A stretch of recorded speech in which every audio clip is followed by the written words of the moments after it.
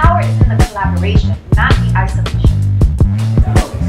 Hey guys, Victoria Jenn Rodriguez, founder and president of the Female Collaborative, and I have the esteemed honor of Lili joining me. She's going to be participating on our panel, our Power Privilege panel today. So Lili, tell me why you decided to participate in today's event. Well, first of all, how could you say no to this amazing woman? Thank you. Come on. And you know what? That I'm not just joking with that, because this is the spirit of what the Female Collaborative means. When a female colleague is calling you for help, you better show up. So I'm here to support. Yes. Yes, because it's a very important conversation. It is.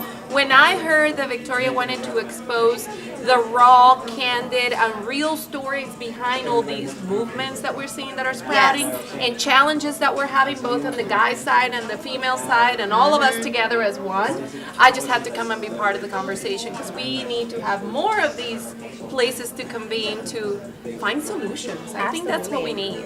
Absolutely, and I was very mindful. Lili's going to be the moderator, by the way, and I was very mindful in who I chose, because I know she's a prominent voice in the community, and I knew she had a strong perspective that I wanted her to present today. So, Lili, tell me about, why, in addition to what you mentioned earlier, why you think the Female Collaborative specifically at this moment in time, it's so important for women to collaborate, to kind of let their hair down and stop the competition between each other and really collaborate, even if they're in the same industry. Can you talk to me a little bit about that? I think you just said it. It's not about being in competition. We need to be in collaboration. So Yes. I love your name. And besides getting into all the emotional factors of what it means to help each other, you read articles that kind of get me depressed when you see that having a female boss sometimes is more challenging than having a male boss. I'm like, why? Why are we doing this to ourselves? But putting all of that aside, when you look at the hard numbers of what we represent as women, for example, women entrepreneurs, we are outpacing the creation of new businesses at a rate of 5-1 versus the guys. Now, if we don't support each other, and I don't care male or female, if you care about your economy or our country's economy or everybody's economy, we gotta support those 5 entrepreneurs that are sprouting and outpacing the guys. So it's about the right economic decision. It's not just a nice thing to do. So I think we need to start seeing who we are for the talent we represent, the business contributions we represent, the talent pipeline that we represent to corporations. And until we are all there, we're going to continue to think it's a nice thing to do when it really is good for everyone, so that we can all grow up and bigger and better as a community and as a country. So Absolutely. It's not can't just do it without us. Exactly. Let that be known for the record.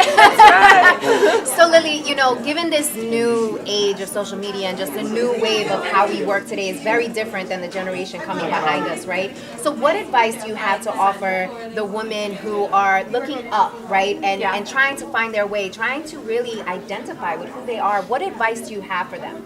So here's the thing, and the digital landscape is a blessing and a curse, I think, all at the same time. Because we no longer need to think about us as people, but as brands, unfortunately. Now, when I'm saying that in a good way, don't pretend to be what you're not, but you need to find your voice. And finding your voice no longer is the excuse of only famous people get to have a voice. Anyone with a freaking cell phone has a voice. Now, that means you need to be responsible with that empowerment tool that is in your hand. So, long gone are the days of you waiting for somebody else to talk. Oh, Victoria, because she has a platform, she'll do it. And no, that's not how it works. Anyone that has a perspective should start by putting that voice out, using the tools that you have at your disposal today. So it starts with you. So I think that's the one big message, and I think back to what you asked me of what do we do in this era of social media? Find your voice.